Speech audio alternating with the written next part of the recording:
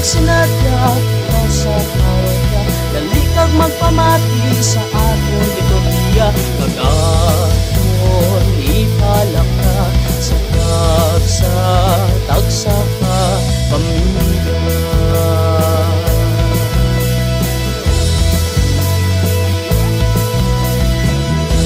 Sa kagindugyanan na mangin isa kadalan, sa pag-iwan, pagpagbangon, pagpabakot sang aton misyon.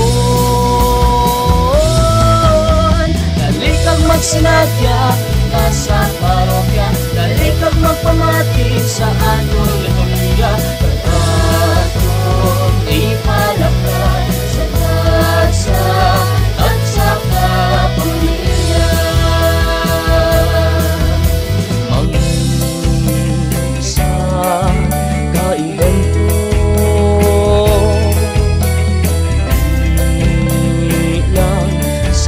Servisyo,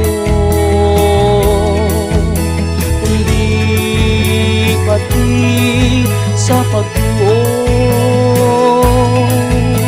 tutod ang atong ginawa. Dali kang magsinadya kita sa parokya, dali kang magpamati sa atong liturhiya. Kag-aton ipalakad sa tagsa ka pamilya. Dali kag magsinadya kita sa parokya, dali kag magpamati sa aton liturhiya. Kag-aton ipalakad sa tagsa ka